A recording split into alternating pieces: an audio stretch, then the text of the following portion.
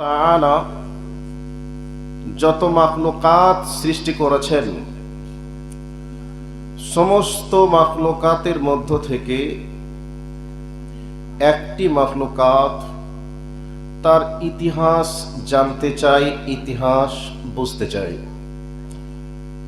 সেই মাখলুকাতটি হলো আশরাফুল মাখলুকাত, মানুষ।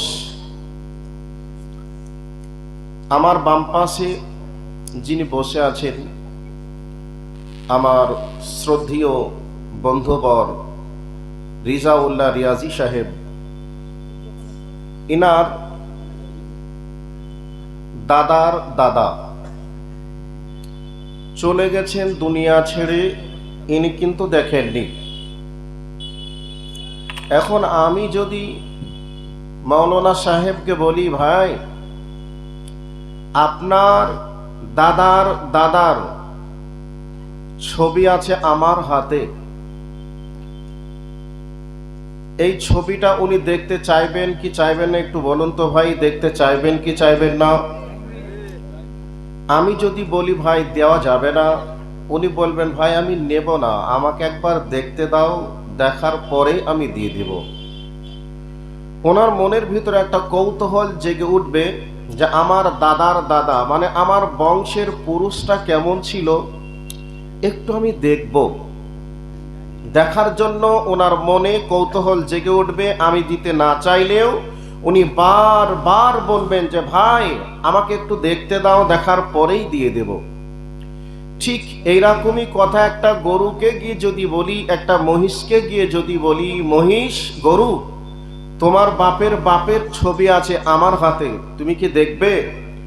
গরু বা মহিষ এ কথা না শুনে সে ঘাস চিবাবে, খড় খাবে, সে কর্ণপাত করবে না। কারণ পৃথিবীতে একটা জাতি তার ইতিহাসকে মূল্যায়ন করতে চাই, একটা জাতি তার বংশের পুরুষকে দেখতে চাই, জানতে চাই। আর ইতিহাসই মানুষকে তার পূর্বের কথাকে স্মরণ করিয়ে দিতে পারে।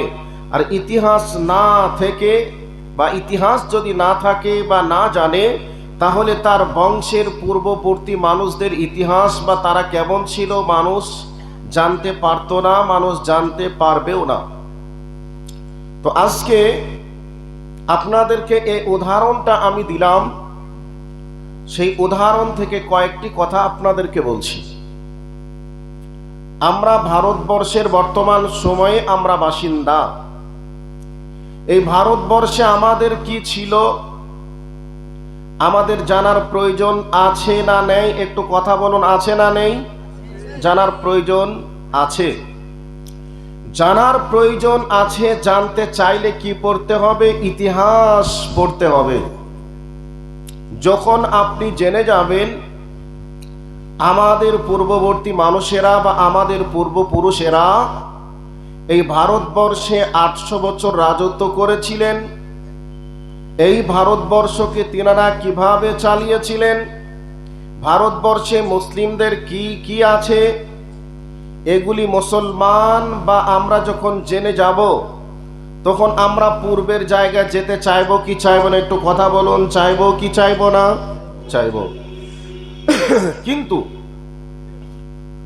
ভারতবর্ষের যে ইতিহাসগুলি আজকে স্কুল, কলেজে, ইউনিভার্সিটিতে পড়ানো হয়, এই ইতিহাসগুলি একেবারে বিকৃতি ইতিহাস। যেই ইতিহাসগুলি অরিজিনাল ইতিহাসগুলিকে চাপা দিয়ে রাখা হয়েছে। মুসলমানদের কি কি আছে এই জিনিসগুলিকেও মুসলমানদেরকে না জানতে দেওয়ার কারণে নামগুলিকে পরিবর্তন করে দেওয়া হয়েছে, যাতে করে মুসলিমরা জানতে না পারে। যখনই মুসলিমরা জেনে যাবে, তখন মুসলিমদের মাথা গরম হয়ে যাবে যে আমাদের এত কিছু থাকার পরেও আমরা কেন লাথি খাবো, আমরা কেন গোতা খাবো, আমরা কেন লাঞ্ছিত হয়ে আমরা ভারতে বসবাস করব। এরকম চিন্তা চেতনা মানুষের মাথায় জাগবে কি জাগবে না? জাগবে। এই জন্যে মুসলমানদেরকে ইতিহাস জানতে দেওয়া হয়নি। যে ইতিহাসগুলিকে স্কুল কলেজে পড়ানো হয়, এগুলি একেবারে বিকৃতি ইতিহাস। ভারতবর্ষের মাটিকে স্বাধীন করতে গিয়ে আলেম ওলামারা যে ভূমিকা পালন করেছিলেন, শুধু আলেম ওলামা নয়, ভারতবর্ষের মুসলিমরা যে ভূমিকা পালন করেছিলেন, যাদের ইতিহাসের পাতাতে পাতাতে নামগুলি লিখার প্রয়োজন ছিল, তাদের নামগুলি না লিখে রাম জাম যদু অদু মধু কদু তাদের নামগুলি দেওয়া হয়েছে। এরাই ভারতবর্ষকে স্বাধীন করেছে। প্রকৃতপক্ষে ভারত স্বাধীনতার আন্দোলনে যারা শীর্ষ ভূমিকা পালন করেছিল, যারা জীবন দিয়েছিল, যারা ভারতবর্ষের পতাকাকে উত্তোলন করেছিল, তাদের নামগুলি ইতিহাসের পাতাতে নেই, বাদ দেওয়া হয়েছে। কারণ মুসলমান যখন জেনে যাবে আবার কোনোদিন বিপ্লব তৈরি করবে, সেই দিন হয়তো ভারতবর্ষের মসনদে আমরা বসবো না, মুসলমান বসবে। এই জন্য পরিকল্পিতভাবে মুসলমানদেরকে ইতিহাস থেকে বঞ্চিত করা হয়েছে। এবার এই কথাগুলি আপনাদেরকে এতক্ষণ ধরে কেন বললাম, উদাহরণটা আগে শুনেছেন। পৃথিবীতে একটা জাতি তার ইতিহাসকে জানতে চায়, সে জাতি হলো মানুষ জাতি। যে ইতিহাস যখন জেনে যাবে তখন তার মাথা আলাদাভাবে কাজ করবে, আলাদা গবেষণা চলবে।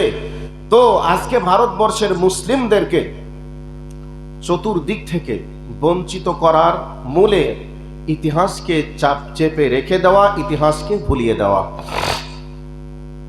আজকে ভারতবর্ষে গতকাল জানুয়ারি মাসের 22 তারিখ যে দিনটা গেছে, ভারতবর্ষের মুসলিমদের কলিজায় আঘাত লেগেছে, কলিজায় রক্তের ক্ষরণ হয়েছে। 1992 সালে 6 ডিসেম্বরে বাবরি মসজিদকে শহীদ করে দিয়ে এতদিন পর তারা সেই জায়গাতে রাম মন্দির তৈরি করলো। তারা বলেছিল এই জায়গায় রামের জন্ম হয়েছিল। তো মামুর বেটা, তোমাকে বলে রাখি, শুনে রাখো, ওই জায়গাতেই যদি রামের জন্ম হয়েছিল, তাহলে যে জায়গায় বাবরি মসজিদ ছিল সেই জায়গা থেকে কেন তোমরা 300 মিটার দূরে রাম মন্দির তৈরি করলে? রামের জন্ম যে জায়গায়, সেই জায়গায় যদি রামের মন্দির হয়, তাহলে যে জায়গায় বাবরি ছিল ওই জায়গায় বাবরিকে ভেঙে ওই জায়গায় রাম মন্দির তৈরি করার প্রয়োজন ছিল, কিন্তু সে জায়গায় না করে 300 মিটার দূরে কেন করলে? আজ এই ইতিহাস মুসলিম জাতি আজ থেকে 50 বছর পরে ওখানে বাবরি মসজিদ ছিল, এই ইতিহাস মানুষ ভুলে যাবে, যার কারণে বাবরি মসজিদের জায়গাতে রামের মন্দির তৈরি করে দেওয়া হলো। এবার আপনাদেরকে বলছি, আমি এই জায়গাতে আর বেশি কিছু কথা বলছি না। রাত শেষের দিকে আমি আপনাদেরকে কোরআন এবং হাদিস থেকে কথা বলবো, সেই জন্যে প্রাসঙ্গিক বলে কথাগুলি আপনাদেরকে বললাম। এবার কান করে কথাটা শুনে নেন যে কথা আমি বলতে চাচ্ছি। আমরা ভারতবর্ষে বসবাস করছি, এই সময় আমাদের কিচ্ছু করার নেই। করার কার আছে? ওপরে যিনি বসে আছেন তিনার আছে। তো এখন আমাদেরকে কি করতে হবে? ওপরে যিনি আছেন তিনাকে রাজি করতে হবে। তিনাকে যদি রাজি করে নিই বা তিনি যদি আমাদের হয়ে যায়, তাহলে আর কি কোনো সমস্যা থাকবে? কথা বলুন, সমস্যা থাকবে? থাকবে না। তো তিনার হতে গেলে আগে আমাদেরকে তার হতে হবে, তারপরে সে আমাদের হবে। আমরা বর্তমান সময়ে কি আমরা আল্লাহর হতে পেরেছি? কথা বলুন, হতে পেরেছি? পারিনি। এবার চলে আসুন, আল্লাহ সুবহানাহু ওয়া তাআলা এই পৃথিবীতে একটা নবী পাঠিয়েছিলেন, যেই নবীটার নাম হলো হযরত নূহ আলাইহিস সালাতু ওয়াস সালাম। এই নূহ আলাইহিস সালাতু ওয়াস সালামকে দ্বিতীয় আদম বলা হয়। এই নূহ আলাইহিস সালাম তিনি মানুষের কাছে দিনে দাওয়াত দিয়েছিলেন, রাত্রিতে দাওয়াত দিয়েছিলেন। ক্বালা ইন্নী দাওয়াতু কওমি লাইলা ওয়া নাহারা, আমি দিনেও দাওয়াত দিয়েছি, রাত্রিতেও দাওয়াত দিয়েছি। তারা আমার দাওয়াত গ্রহণ করেনি, বরং দাওয়াতকে প্রত্যাখ্যান করেছে। নূহ আলাইহিস সালাতু ওয়াস সালাম বলেন যে আমি তাদেরকে প্রকাশ্যে দাওয়াত দিয়েছি, গোপনেও দাওয়াত দিয়েছি। আমার দাওয়াতকে গ্রহণ করিনি, বরং তারা আমাকে প্রত্যাখ্যান করেছে। আমি যখন রাস্তায় হেঁটেছি তখন আমাকে তারা দেখে তাদের চেহারাটা কাপড় দিয়ে ঢেকে নিয়েছে, যাতে করে আমি তাদেরকে চিনতে না পারি। আমি যখন কথা বলেছি তারা তখন কানে আঙ্গুল দিয়েছে, আমার কণ্ঠের আওয়াজ যাতে করে তাদের কানে না পৌঁছায়। এরপরেও তারা ছেড়ে দেয়নি, বরং তারা আমার উপরে অত্যাচার করেছে। এই পর্যায়ে হযরত নূহ আলাইহিস সালাতু ওয়াস সালাম আল্লাহর কাছে দোয়া করলেন, কি বলে? অকালা নূহ রব্বি লা তাজার আলাল আরদি মিনাল কাফিরিনা দাইয়ারা। হে আল্লাহ, যারা আমার দাওয়াতকে প্রত্যাখ্যান করেছে, যারা কাফির, আল্লাহ তাদেরকে কাউকে তুমি ছেড়ে দিও না, তাদেরকে তুমি ধ্বংস করে দাও। আল্লাহর কাছে হযরত নূহ আলাইহিস সালাতু ওয়াস সালাম তিনি আল্লাহর কাছে দোয়া করলেন, আল্লাহর কাছে কবুল হলো। লম্বা ঘটনা এখানে আছে। এই অবস্থাতে আল্লাহ সুবহানাহু ওয়া তাআলা হযরত নূহকে জানিয়ে দিলেন, নূহ, তোমার প্রতি যারা ঈমান নিয়ে এসেছে তাদেরকে রেডি করে রেখে দিও, আমি আল্লাহ তাদের উপরে প্লাবন দিয়ে, বন্যা দিয়ে তাদেরকে দুনিয়ার বুক থেকে ধ্বংস করে দিব। পরিশেষে তাই হলো, যারা ঈমান নিয়ে এসেছিল তারা বেঁচে গেল, যারা ঈমান নিয়ে আসেনি তারা পানিতে ডুবে ইঁদুর মারা হয়ে দুনিয়ার বুক থেকে বিদায় নিল। এখন এই পজিশনে ভারতবর্ষের মাটির পরিস্থিতি, পজিশন যা চলছে, এই পজিশনে তাদের কাছে আমরা কি লড়াই করতে গিয়ে আমরা জয়লাভ করতে পারবো? কথা বলুন, পারবো? তাদের কাছে আমরা কোনোভাবে আন্দোলন করে তাদের কি আমরা রাজি করতে পারবো? পারবো না। আমরা যেদিকেই যাই না কেন সেদিকেই আমরা পরাজয় হব। কাজেই আমাদের করণীয় হচ্ছে আল্লাহর সাহায্য চাওয়া, আল্লাহর কাছে প্রার্থনা করা। হযরতে নূহ প্রার্থনা করেছিলেন, হযরতে মুহাম্মদুর রাসূলুল্লাহ সাল্লাল্লাহু আলাইহি ওয়াসাল্লাম আল্লাহর কাছে প্রার্থনা করেছিলেন, হযরতে মূসা আলাইহিস সালাম আল্লাহর কাছে প্রার্থনা করেছিলেন। পরিশেষে একের পর এক আল্লাহর পক্ষ থেকে আযাব এসে, গজব এসে তাদেরকে ধ্বংস করে দিয়েছিলেন। এই ভারতবর্ষের পজিশন, পরিবেশের উপরে লক্ষ্য করে আমাদেরকে দিনের দাওয়াত মানুষের কাছে পৌঁছাতে হবে।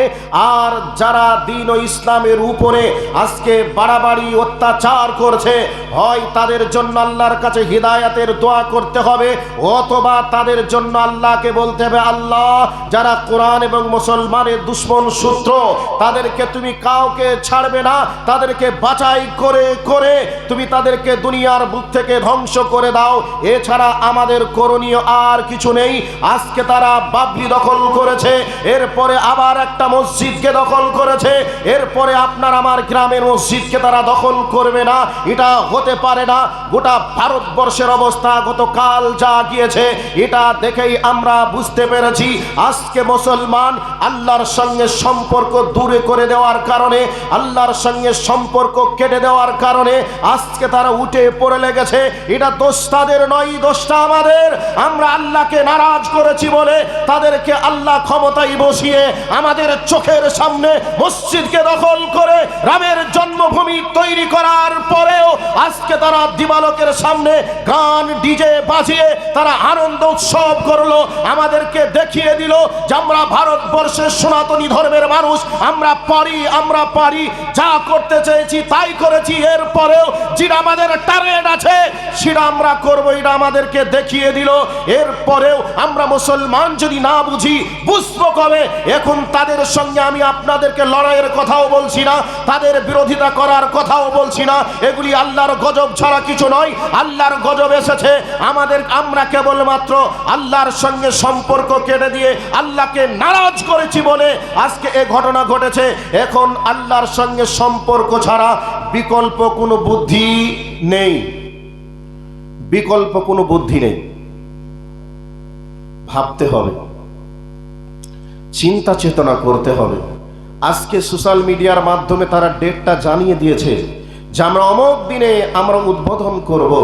এরপরে ডেটটা জানার পরেও আমার মুসলিম ভাই ও বন্ধুরা ডিজে বাজিয়ে জানুয়ারি মাস উপলক্ষে তারা পিকনিক করলো কি করলো না? এরা কোন আনন্দেই করলো?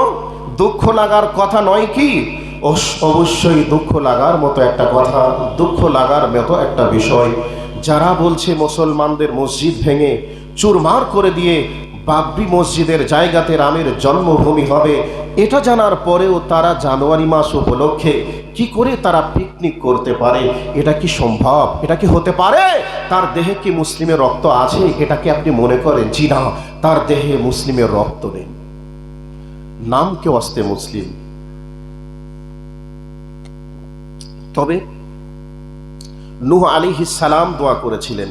প্রত্যেকটা নবী তাগুতি শক্তির বিরুদ্ধে আল্লাহকে বলেছিলেন। দাওয়াত থেকে যখন তারা দূরে চলে গেল, নবীদের উপরে অত্যাচার করলো, তখন বাধ্যতামূলকভাবে নবীরা আল্লাহর কাছে দোয়া করেছিলেন, আল্লাহ তাদেরকে হয় হিদায়াত দাও, না হয় তাদেরকে ধ্বংস করে দাও। বিশ্ব নবীর মতো মানুষটি মক্কার মাটি ছেড়ে মদিনা চলে গেলেন, তায়েফে চলে গেলেন। তায়েফের মানুষেরা নবীজিকে মেরে রক্তিত করে দিল। এরপরেও নবীজির কাছে জিবরাইল আসলেন। জিবরাইল এসে নবীজিকে বলছেন, ইয়া রাসূলুল্লাহ, আপনাকে তায়েফবাসীরা মেরেছে। তায়েফবাসীরা যে দুর্ব্যবহার আপনার সঙ্গে করেছে, শরীর ক্ষতবিক্ষত করে দিয়েছে, বৃষ্টির মতো ইট আর পাথর বর্ষণ করেছে, আপনার দেহ চালনির মতো ঝাঁঝরা হয়ে গেছে। হে রাসূল, আপনার শরীর থেকে রক্ত ঝরেছে, এটা আমরা দেখেছি। আপনি একবার অর্ডার করে দেন, তায়েফবাসীকে আমরা ময়দা পিষা করে দুই পাহাড়ের মিডিলে রেখে ময়দা পিষা করে দুনিয়ার বুক থেকে বিদায় করে দিই। আল্লাহর নবী এই পজিশনেও বলছেন, এটা কি আল্লাহর অর্ডার? জিবরাইল বলছে, জি না। আল্লাহর নবী এবার আল্লাহর কাছে দোয়া করছেন, আল্লাহুম্মা গফিরলি কাওমি লা ইয়ালামুন। আল্লাহর নবী এইরকম পরিস্থিতি পরিবেশের উপরেও আল্লাহর কাছে দোয়া করছেন, আয় আল্লাহ তাদেরকে তুমি ক্ষমা করে দাও, তাদেরকে তুমি মাফ করে দাও, কারণ আমি নবী, তারা জানে না, এই জন্যে তারা আমার উপরে মেরেছে, আমাকে রক্তিত করে দিয়েছে। আমার ভাই, আমার বন্ধুরা, তায়েফের মাটিতে বিশ্বনবী যেই জায়গায় দাওয়াত নিয়ে গিয়েছিলেন, দাওয়াত নিয়ে তারা দাওয়াত তো মানল না। নবীজি তাদেরকে রিকোয়েস্ট করলেন, তোমরা মানলে না, তবে তোমাদের কাছে একটাই আমার রিকোয়েস্ট, একটাই আমার আবেদন, আমি এসেছিলাম তোমাদের কাছে, এই খবরটা যেন মক্কাবাসীকে তোমরা দিবে না। এ কথা তো তারা গোপন রাখলো না। এরপরে বাচ্চা ছেলেদেরকে পিছনে লাগিয়ে দিল। যেই জায়গা থেকে নবীজির উপরে মার শুরু করেছিল, পাথর বর্ষণ শুরু করেছিল, সৌদি গভর্নমেন্ট সেই জায়গাটাকে আজও মাটির প্রাচীর দিয়ে রেখে দিয়েছে। যে জায়গায় নবীজি বেহুশ হয়েছিলেন, জ্ঞান হারিয়ে ফেলেছিলেন, ওই জায়গাটা পর্যন্ত আজও তারা চিহ্ন করে রেখে দিয়েছে।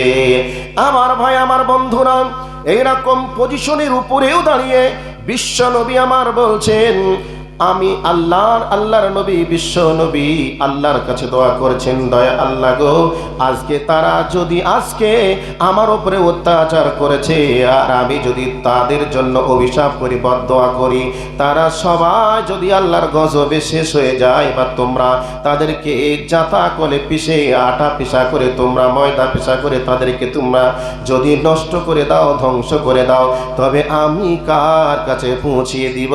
আশহাদু আল্লাহ ইলাহা ইল্লাল্লাহ। এই দাওয়াত আমি কার কাছে পৌঁছিয়ে দিব?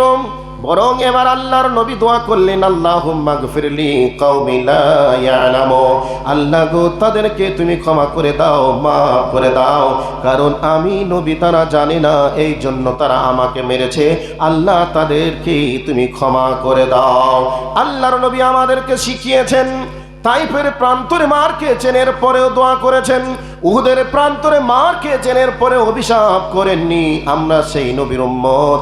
আজকে গোটা ভারতবর্ষের পজিশনের উপরে দাঁড়িয়ে তারা যা ইসলাম ও মুসলমানের উপরে অত্যাচার করেছে, দিন রাত মুসলমানদেরকে মারার টার্গেট করছে, আমরা কোনোদিন তাদের জন্য আল্লাহর কাছে অভিশাপের দোয়া করিনি, ধ্বংসের দোয়া করিনি, বরং তাদের জন্য আল্লাহর কাছে দোয়া করি, হে রব তাদেরকে তুমি সঠিক বুঝদান করো, তাদেরকে সঠিক সঠিক সিদ্ধান্ত গ্রহণ করা তৌফিক দান করো।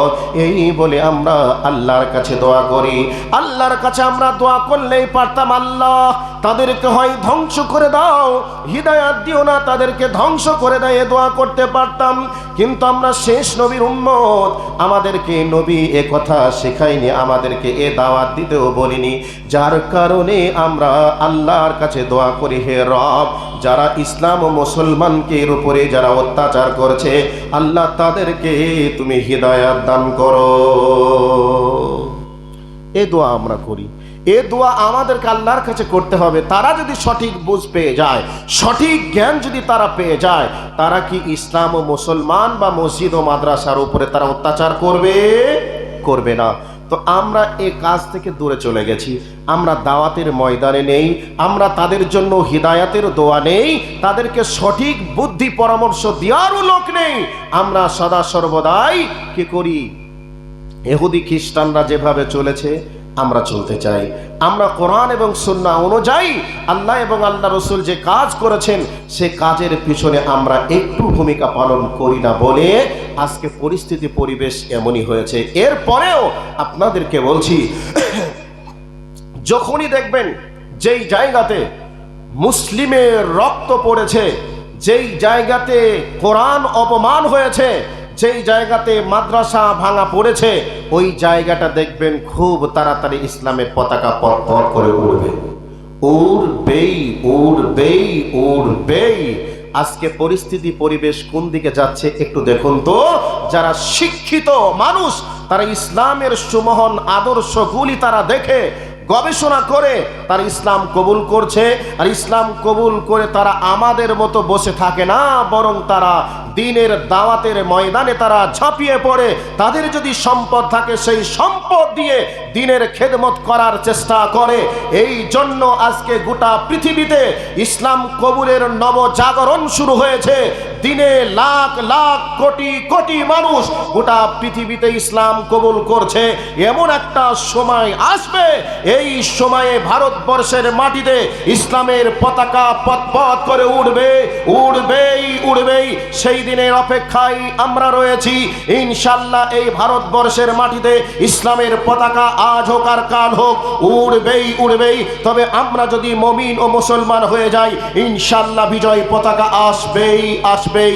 তো সেই দিন আমরা দেখে নিব, যে জায়গায় রামের মন্দির হয়েছে ওই জায়গায় আমরা রামের মন্দির ভেঙে আমরা মসজিদ বানাতে চাই না। নিশ্চয় আবার বাবরি মসজিদ একদিন তৈরি হবেই হবে, ইনশাআল্লাহ তৈরি হবে। কাজেই আমরা সবাই কোরআন এবং হাদিসের দিকে আগিয়ে আমরা নিজেদের জীবনকে ইসলাম ও মুসলমান হয়ে, মুমিন ও মুসলমান হয়ে আমরা নিজেদের জীবনকে গড়ে তোলার চেষ্টা করব, বলুন ইনশাআল্লাহ। যাই হোক, কথাগুলিকে আমি আপনাদের কাছে বলছিলাম, অনেকে বিরক্ত হয়েছেন নাকি জানি না, তবে আমি ওই দিকে যাচ্ছিলাম না, শুধু প্রাসঙ্গিক বিষয় এই জন্য কয়েকটি কথা আপনাদেরকে শোনালাম। বিষয়টা এই জায়গায় সাইড করে রেখে এবার আমি যে বিষয়ের দিকে লক্ষ্য রেখে কোরআনের আয়াত পড়েছি, একটা হাদিসে নবাবী পড়েছি, ওই হাদিস এবং কোরআনের দিকে দৃষ্টি আকর্ষণ করার চেষ্টা করছি। আজকে আমার বক্তব্যের বিষয় হবে মুমিন। মুমিন হতে গেলে কি কি গুণ থাকতে হবে, এ ব্যাপারে আল্লাহ সুবহানাহু ওয়া তাআলা কি বলেছেন আমি সেই দিকে লক্ষ্য রেখে কিছু কথা বলবো। তো এখন 11:10 হলো। আপনাদের কতক্ষণ ধৈর্য থাকবে জানি না, একটু ধৈর্য ধরে কথাগুলিকে শোনার চেষ্টা করুন। মুমিনদের জন্য আল্লাহর নবী একটা হাদিস বলেছেন, কি? আদ-দুনিয়া সিজনুল লিল মুমিন ওয়া জান্নাতুল লিল কাফির। মুমিনদের জন্য নবীজি বলছেন দুনিয়াটাকে জেলখানা বানানো হয়েছে। আচ্ছা বলুন, জেলখানাতে কোনো মানুষ কি নিজের ইচ্ছাতে চলতে পারে, না জেলার তাকে যেভাবে রাখে সেভাবে থাকতে হয়? কোনটা? নিজের ইচ্ছায় কি চলা যায়? যায় না। কি হলো ভাই, উঠছেন কেন? তো জেলার যেভাবে রাখবে, সিস্টেম যেভাবে তাদের আছে, সেই সিস্টেমে সেভাবেই থাকতে হবে। আর নবীজি বলছেন মুমিনদের জন্য দুনিয়াটা হলো জেলখানা। এখন আমরা যারা মুমিন মুসলমান দাবি করি, তারা নিজের ইচ্ছাতে চলি না কোরআন এবং হাদিসের ইচ্ছাতে চলি? একটু মুখ খুলে কথাটা বলুন তো ভাই। নিজের ইচ্ছাতে চলি না কোরআন হাদিস আমাদেরকে যে দিক নির্দেশনা দিয়েছে সেই দিক নির্দেশনা অনুযায়ী চলি? একটু বলুন। ইচ্ছা মতো চলি কি চলি না? চলি। তাহলে এই হাদিসটার সরাসরি আমরা খিলাফ করি, কারণ নবীজি বলছেন মুমিনদের জন্য দুনিয়াটা জেলখানা, আর কাফের বেঈমানদের জন্য দুনিয়াটা জান্নাত। যেমন আপনি জান্নাতে যখন চলে যাবেন, আল্লাহ বলেছেন জান্নাতে যা ইচ্ছা তাই তোমরা করবে, যা মন তাই খাবে, যেখানে মন সেখানে যাবে, তোমাদের জন্য কোনো বিধিনিষেধ থাকবে না। তো জান্নাতে যাওয়ার পরে যেমন বিধিনিষেধ থাকবে না, যা ইচ্ছা তাই করবে, যেখানে মন সেখানে যাবে, তো আজকে বেঈমানদের জন্য নবীজি বলছেন দুনিয়াটা জান্নাত। তারা যা ইচ্ছা তাই করবে, তারা সুদ খাবে, তারা মদ খাবে, তারা ব্যভিচার করবে, তারা চুরি করবে, তারা ডাকাতি করবে, পরের সম্পদকে জোর করে দখল করবে, অন্যের গালে থাপ্পড় লাগাবে, তারা সুদ খেয়ে 10 তলা বিল্ডিং বানাতে পারে, কারণ তারা জান্নাতে আছে, যা ইচ্ছা তাই করবে। কিন্তু আমরা যদি মুমিন মুসলমান দাবি করি, আমরা নিজেদের ব্যক্তিগত ইচ্ছাতে চলতে পারি না, তবে আল্লাহ এবং আল্লাহ রসুল যেভাবে চলতে বলেছেন সেভাবেই আমাদেরকে চলতে হবে। কিন্তু আমরা ইহুদি খ্রিস্টান বা অমুসলিমরা যেভাবে চলে, যা করে আমরাও তাই করি। করি কি করি না? তাহলে তাদের মাঝে আর আমাদের মাঝে কি কোনো পার্থক্য আছে? নেই। এবার আপনাদেরকে বলছি একটা উদাহরণটা কি নবীজি দিয়েছেন। উদাহরণটা কি? একটা ঘোড়া এমন একটা প্রাণী, ঘোড়ার গলায় যদি দড়ি বেঁধে দেন, তাহলে ঘোড়া দেখবেন সে ঠিক মতো ভারসাম্য রক্ষা করতে পারে না। তাকে গলায় দড়ি বেঁধে টানবেন, সে ঠিক মতো করে লোড নিতে পারবে না। তার পিছনে পায়ে আপনি দড়ি বেঁধে দিবেন, সে আর চলতে পারবে না, অকেজ হয়ে যাবে। কিন্তু সামনের পায়ে যদি আপনি 2 পায়ে দড়ি বেঁধে দেন, দেখবেন লাফিয়ে লাফিয়ে চলতে পারবে। পারে কি পারে না? আর ঘোড়ার দেখবেন একটা বৈশিষ্ট্য আছে, সে লাফিয়ে লাফিয়ে যেদিকে চড়বে, যেদিকে খাবে, সেই দিক দিয়ে খেতে খেতে খেতে খেতেই যাবে। এখানে একবার, ওখানে একবার, সেখানে একবার, এরকম তার চরণের স্বভাব নয়। এবার দেখবেন ওই 2 পায়ের মিডিলে যদি একটা দড়ি দিয়ে, খোঁটা দিয়ে টান করে বেঁধে দেন, তো দড়িতে বাঁধা আছে, খেতে খেতে খেতে খেতে ওই রাস্তা পর্যন্ত যাবে। এখন সে মনে করেছে হয়তো আমার আর বাধা নেই, সামনে কোথাও একটা দেখেছে লক লক করছে, ধান পেকে গেছে, ওই ধানগুলি আমি খাবো। দেখছে, তাকিয়ে দেখেই সে ভেবেছে আমি গিয়ে খাবো। দড়িটা টানতে টানতে যখন গিয়েছে, যতক্ষণ দড়ি আছে যতদূর দড়ি আছে ততদূর পর্যন্ত গেল। যখনই দড়ি শেষ, তখন তাকে ক্যাচ করে যখন টান দেবে, তখন সে বুঝে নেবে আমার আর যাওয়ার ক্ষমতা নেই, আমার ব্যক্তিগত স্বাধীনতা হারিয়ে গেছে। এই অবস্থাতে ঘোড়ার বৈশিষ্ট্য হলো ওই দড়ি যে দিক দিয়ে আছে ওই দিকে হাঁটতে হাঁটতে হাঁটতে হাঁটতে একবার এসে যে জায়গায় গুঁজ পোতা আছে, খোঁটা পোতা আছে, ওই জায়গায় এসে তাকিয়ে তাকিয়ে দেখবে আর বলবে যে আমার ব্যক্তিগত স্বাধীনতা বলে কিচ্ছু নেই, যা কিছু আছে তোমার কাছে, তোমাকে আমাকে দিয়ে তোমার কাছে আমার ব্যক্তিগত স্বাধীনতাকে হারিয়ে দেওয়া হয়েছে।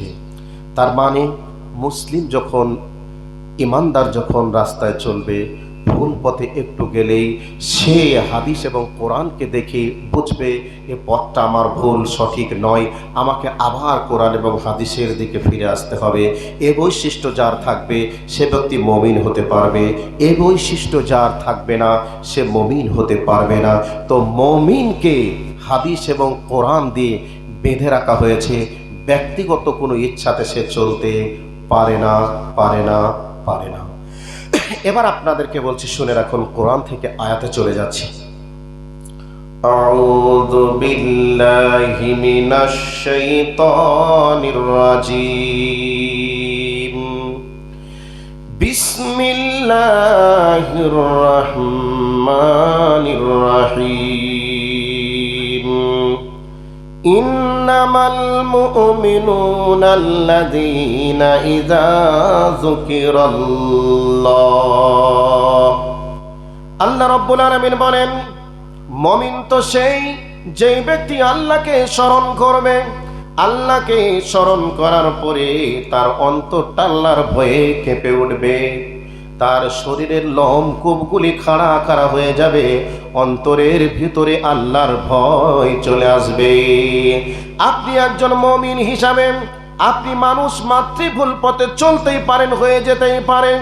এই অবস্থায় হঠাৎ করে আপনার বেন আপনাকে বলে দিল, এই পাপের শাস্তি তো আল্লাহর নবী এই ঘোষণা করেছেন, এই পাপের শাস্তি সম্পর্কে আমার আল্লাহ এই ঘোষণা করেছেন। এই পাপটাকে স্মরণ করবে, আল্লাহকে স্মরণ চলে আসবে, আর অন্তরটা আল্লাহর ভয়ে থরথর থরথর করে কেঁপে উঠবে। এই ভাবনা চিন্তা যদি কারোর অন্তরে হয়ে যায়, তাহলে জানতে হবে মুমিনের একটা বৈশিষ্ট্য তার ভিতরে বিদ্যমান আছে। আমার ভাই, আমার বন্ধুরা, আল্লাহকে স্মরণ করে গভীর রাত্রিতে আপনার মনে যদি ভয় চলে আসে, আল্লাহ গো, আজকে যদি আমার ইন্তেকাল হয়ে যায়, আমি যদি মারা যাই, তাহলে আমার জায়গা কোথায় হবে? আমার জীবনে আমি এই এই পাপ করেছি, এই এই অন্যায় করেছি, এই অন্যায়ের শাস্তি তোমার নবী বলেছেন, তুমি বলেছে এই হবে। এই